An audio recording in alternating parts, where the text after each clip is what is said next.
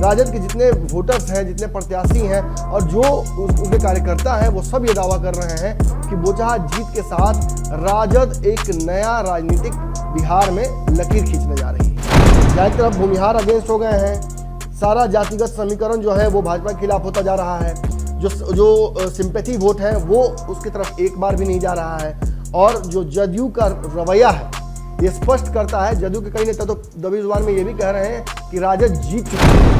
इतना ही नहीं, पर्दे के पीछे तो ये भी बातें चल रही हैं कि नीतीश कुमार की कुर्सी पर जो भाजपा की नजर पड़ गई है तिरछी, उसको लेकर नीतीश कुमार की बेचैनी बढ़ गई है। भूमिहार वोट जो है वो किस तरफ जाता है और क्या राजद अपने हिस्से के वोट बैंक को लेने में सफल रही है? कहीं ना कहीं भाजपा के साथ अंदर ही अंदर खेला कर दिया है, वही खेला जो भाजपा नीतीश कुमार के साथ तारापुर और कुशेश्वर स्थान में करने की कोशिश कर रही थी।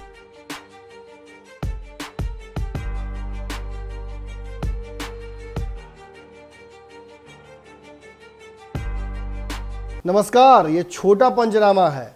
इसमें भी चीरफाड़ तो उतनी ही होती है, लेकिन छोटे जो बीमारियां होती हैं उनका इलाज होता है। राजनीति है, बीमारियां बहुत सारी हैं।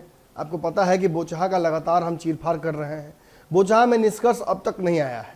निष्कर्ष का डेट तय है, 16 तारीख को फैसला हो जाएगा, लेकिन उससे पहले बहुत सारे समीकरणों पर चर्चा लगातार हो रही है। यहाँ तक कि ये भी चर्चा हो रही है कि अब जब चुनाव हो गए हैं तो मतदाता धीरे धीरे करके सामने आ रहे हैं और बहुत सारे समीकरणों पर से पर्दा उठ रहा है। हमने कई समीकरण आपके सामने प्रस्तुत किए हैं, लेकिन एक और समीकरण आज आपके समक्ष लेकर आ रहा हूं, जिस समीकरण के तहत ये पता चल जा रहा है कि जो राजद दावा कर रही है, तेजस्वी यादव दावा कर रहे हैं, राबड़ी देवी खुलकर कह रही हैं कि बोचहा जो चुनाव है वो राजद जीत चुकी है। राजद के जितने वोटर्स हैं, जितने प्रत्याशी हैं और जो उसके कार्यकर्ता हैं, वो सब ये दावा कर रहे हैं कि बोचहा जीत के साथ राजद एक नया राजनीतिक बिहार में लकीर खींचने जा रही है। अब चूंकि राजद से बड़ी पार्टी बिहार में भाजपा हो गई है और भाजपा नीतीश कुमार को डोमिनेट कर रही है, तो ऐसी स्थिति में नीतीश कुमार भी बहुत दिनों तक रहना नहीं चाहेंगे। जानकार बता रहे हैं कि मंच से केवल एक बार 20 मिनट के संबोधन में नीतीश कुमार ने बोचहा को जीत को लेकर एनडीए की तरफ से दावा किया। ये भी नहीं कहा कि भाजपा यहाँ जीत जाएगी, ये भी नहीं कहा कि भाजपा ने कौन सा कार्य किया है इतने दिनों तक साथ में उनके रह के। लगातार अपनी निजी यात्राओं में भी नीतीश कुमार एक बात खास तौर पर तवज्जो देकर कह रहे हैं कि उन्हें मिला है जो समय, उसे उन्होंने बिहार की जनता के सेवा करने में बिता दिया है और कोई कसर नहीं छोड़ी है। एक बार भी उन्होंने अपने किसी भी कार्यक्रम में अपने सहयोगी भाजपा की चर्चा नहीं की है। इतना ही नहीं, पर्दे के पीछे तो ये भी बातें चल रही हैं कि नीतीश कुमार की कुर्सी पर जो भाजपा की नज़र पड़ गई है तिरछी, उसको लेकर नीतीश कुमार की बेचैनी बढ़ गई है। और उसी बेचैनी को, उसी जो टेंशन है उसको डिफ्यूज़ करने के लिए उपेंद्र कुशवाहा या फिर ललन सिंह के माध्यम से ये बातें कहवाई गई कि नीतीश कुमार किसी के अनुकंपा पर या किसी के एहसान से मुख्यमंत्री नहीं है। हालांकि अगर कागज़ पर जब उतार देते हैं उन आंकड़ों को, तो साफ समझ में आता है कि नीतीश कुमार अगर बिहार में मौजूदा स्थिति में मुख्यमंत्री बने हुए हैं तो उसका सबसे बड़ा कारण है कि भाजपा ने उन्हें समर्थन दिया है और भाजपा उन्हें मुख्यमंत्री बनाई है। देखिए, जदयू जहाँ तब दावा कर रही है कि नीतीश के चेहरे पर चुनाव लड़ा गया है, वहीं जदयू भी तो नीतीश के चेहरे पर ही चुनाव लड़ी थी, लेकिन जदयू को जनता ने तीसरे नंबर पर पहुंचा दिया। अब जदयू ये नहीं कह सकती है कि भाजपा ने उसे हारने वाली सीटें दी, क्योंकि नीतीश कुमार के कई प्रत्याशी इस बार चुनाव हारे। 8 से ज़्यादा नीतीश कुमार के मंत्री, सिटिंग विधायक चुनाव हारे थे। ऐसी स्थिति में आप समझ सकते हैं कि कहीं ना कहीं नीतीश कुमार को लेकर बिहार में एंटी इनकम्बेंसी थी। यही एंटी इनकम्बेंसी उत्तर प्रदेश में योगी के खिलाफ दिख रहा था, लेकिन अंतिम समय में योगी आदित्यनाथ वहां से बहुमत के साथ निकलने में सफल रहे और समाजवादी पार्टी को झटका लगा, वही जैसे कि बिहार में तेजस्वी यादव को लगा था। लेकिन इससे समीकरण थोड़ा सा बदला। उत्तर प्रदेश में जीत के साथ भाजपा काफी प्रचंडता के साथ सामने आई और उसने बिहार में भी अपने मंसूबे धीरे धीरे स्पष्ट कर दिए। अब इससे क्या हो रहा है कि इससे नीतीश कुमार को यह बेचैनी लग रही है कि बिना प्रमोशन के ही इस पद से भाजपा उन्हें हटा मत दे।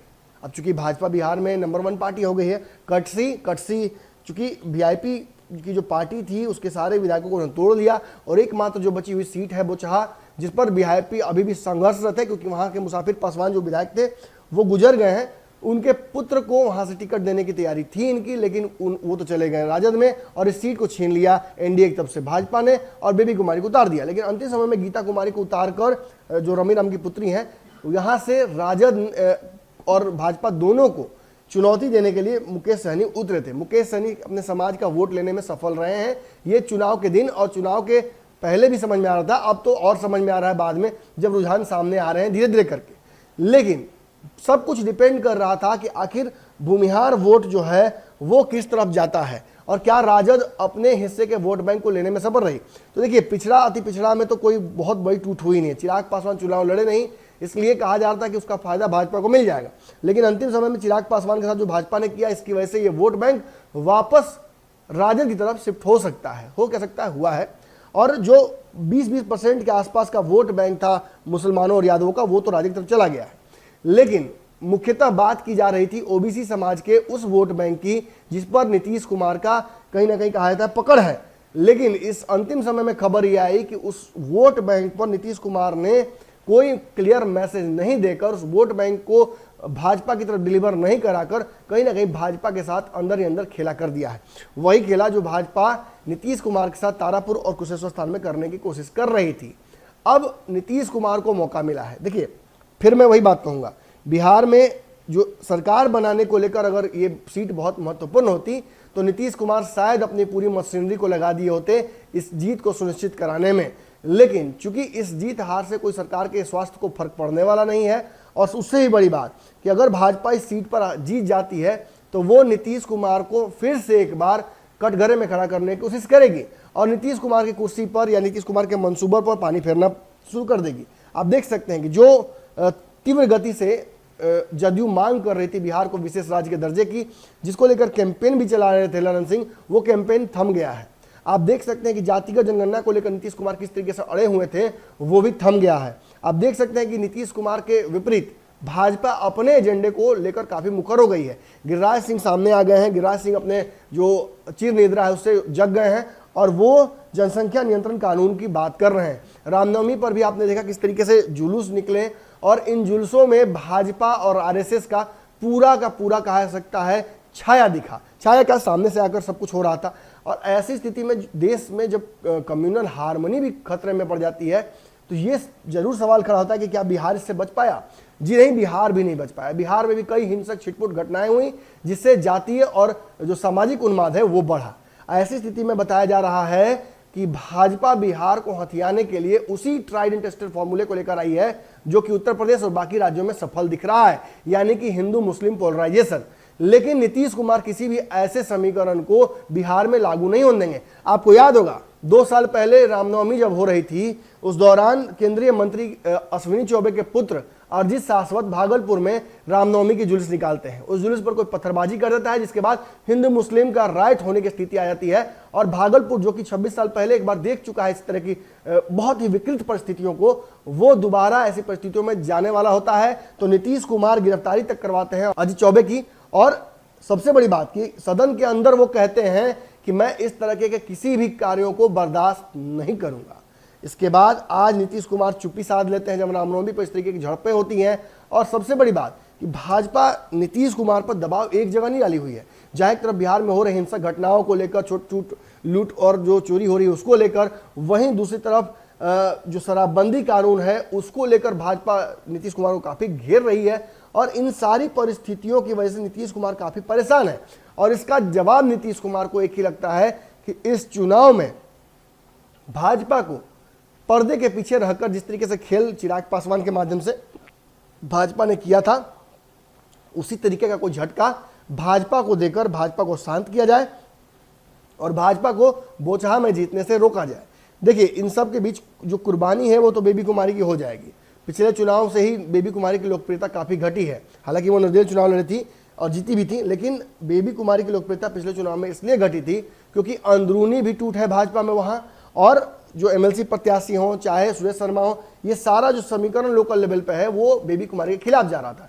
ऐसे में अंदर की खबर ये आ रही है कि जदयू के लोग भी अब खुलकर कह रहे हैं कि बोचहा से जो जातीय समीकरण है, चूंकि भूमिहार का वोट बैंक डिवाइड होकर चला गया है राजद की तरफ, इस वजह से, और जो एक बड़ा वोट बैंक था निषाद समाज का, जो कि अगर मुकेश सहनी साथ होते तो वो इधर शिफ्ट होता भाजपा की तरफ, वो भी अगेंस्ट जा रहा है। उल्टा सेंटिमेंटल वोट्स जो हैं, चाहे अमर पासवान के पिता के निधन की वजह से अमर पासवान के पास हो या मुकेश सहनी के साथ जो धोखा हुआ है उसके चलते मुकेश सहनी के साथ हो, इसका भी खामियाजा भाजपा को भुगतना पड़ सकता है।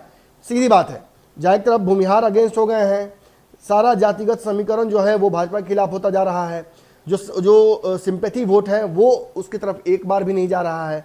और जो जदयू का रवैया है ये स्पष्ट करता है, जदयू के कई नेता तो दबी जुबान में ये भी कह रहे हैं कि राजद जीत चुकी है। यानी जो दावा तेजस्वी यादव कर रहे हैं, राबड़ी देवी कर रही हैं, राजद के लोग कर रहे हैं, वही दावा अब सीधे तौर पर कर रहे हैं जदयू के लोग। यानी जो रिजल्ट आने वाला है 16 तारीख को, उस पर उसका तो फैसला अंतिम जो चुनाव आयोग है वही करेगा निर्णय वोटों के काउंटिंग के बाद। लेकिन इतना जरूर मान लीजिए कि बिहार में बच्चा बच्चा अब जान गया है कि इस चुनाव में होने क्या वाला है। हम भी लगातार इंतजार कर रहे हैं चुनाव के रिजल्ट्स की। इस पंचनामा में, छोटे पंचनामा में हमने छोटी चीरफाड़ की है। उम्मीद है आपको ये पंचनामा अच्छा लगा हो। वीडियो शेयर कीजिएगा और अगले पंचनामा की जो मुख्य किस्त है आज उसका इंतजार कीजिएगा। धन्यवाद।